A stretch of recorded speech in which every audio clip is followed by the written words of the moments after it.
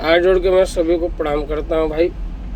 अभी जैसे बिहार का चुनाव हुआ था, वहाँ से केसारी जी खड़े थे और छोटी जी खड़ी थी, तो केसारी जी ने अभी हार गए थे, तो जैसे मज़ा ले रहे थे, लेकिन मुझे लग रहा था कि केसारी जी ने कुछ न कुछ तो करते हैं छपरा के लिए, क्योंकि उनका जो निकल रहा था हृदय से निकल रहा था। और जैसे दिनेश लाल यादव हुए और पवन सिंह हुए और मनोज तिवारी हुए, तो मैं ये बोलना चाहता हूँ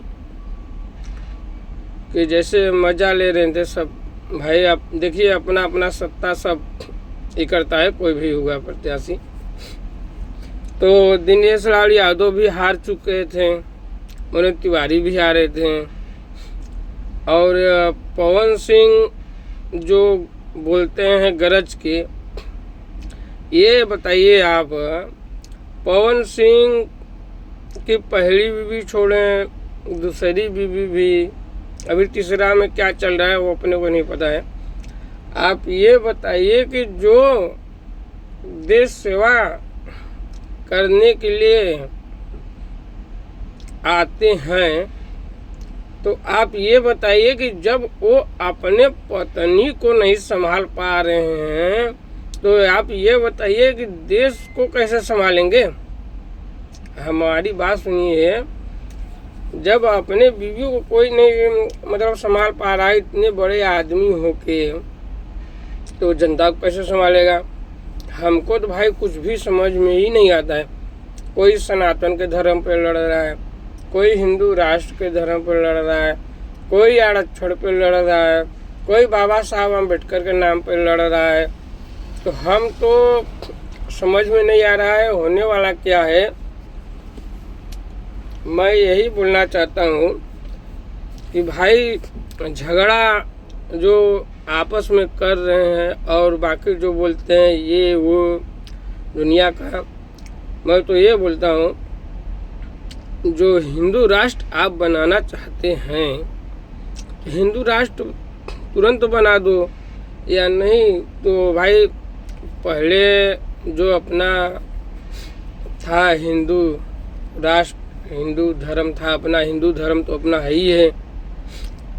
तो मैं यही बोलना चाहता हूँ कि पहले अपने अंदर खुद को झांक के देखो कि मेरा कैपेसिटी क्या है। क्योंकि आपसे कोई बात इसके लिए नहीं कर रहा है क्योंकि आप लोग पैसे वाले हो भाई। अगर गरीब आदमी बोलेगा तो उसको तो किधर भी झटक दोगे, उसका तो कोई महत्व नहीं रहेगा, क्योंकि वो तो रोज़ कमाने खाने वाला है।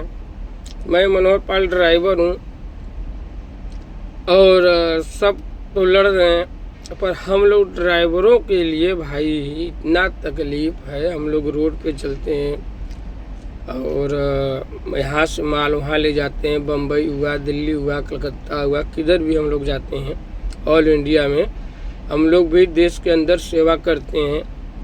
पर हम लोग का कोई इज्जत नहीं रहता है। कोई भी कुत्ता बोल दिया, मादर चौथ बोल दिया, बहन चौथ, कुछ भी कोई कुछ भी बोल सकता है, हम लोग को मार भी सकता है, हम लोग गाली भी सुनते हैं। रात को हुआ, बारिश हुआ, चाहे कितना भी आंधी तूफान हो, अपने को जाना पड़ेगा। तो देखिए, एक किसान भाई हुए, जैसे अभी बारिश हुआ, सब कितने फसल नुकसान हो गई, ये इसका जिम्मेदार कौन है? कोई बता सकता है? बारिश हुआ, किसान लोग का नुकसान हुआ, तो इसका जिम्मेदार कौन होगा? क्या सबको भरपाई मिलेगा? सबको नहीं मिल पाएगा इसमें भरपाई, क्योंकि कोई किसी का 1 बीघा है, किसी का 2 बीघा है, किसी का 10 बीघा है, किसी का 5 बीघा है, कोई गरीब है उसमें, कोई अमीर है उसमें, और किसी का कोई पाया कोई नहीं पाया, तो इसका इंक्वायरी कौन करेगा? आप बता सकते हैं कि इसका इंक्वायरी कौन करेगा? अपने भारत में एक किसान पहला अपना जो बॉर्डर पे खड़े होते हैं, हमारे आर्मी लोग को मैं सैल्यूट करता हूँ भाई। हमारे आर्मी लोग भाई, मिलिट्री वाले बॉर्डर पे खड़े रहते हैं, तैनात खड़े रहते हैं, ज़िंदगी और मौत के मुंह में बराबर लड़ते हैं। और उसके बाद हमारे किसान भाई खेती में इतना मेहनत करते हैं वो बेचारे कि दिन भर धूप हुआ चाहे बारिश हुआ वो मेहनत करते हैं, फावड़ा चलाते हैं, कुछ भी करते हैं, लेकिन उन लोग को क्या मिलता है? कुछ नहीं मिलता है।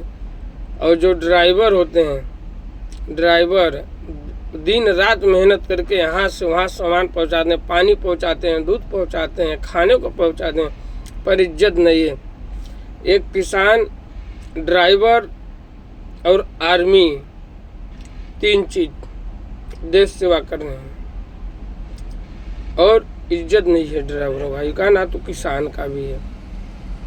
मिलिट्री भाई के लिए तो भाई हमारे जो मिलिट्री आर्मी वाले हैं, मैं तो उनसे हाथ जोड़ के और जय हिंद बोलना चाहता हूँ।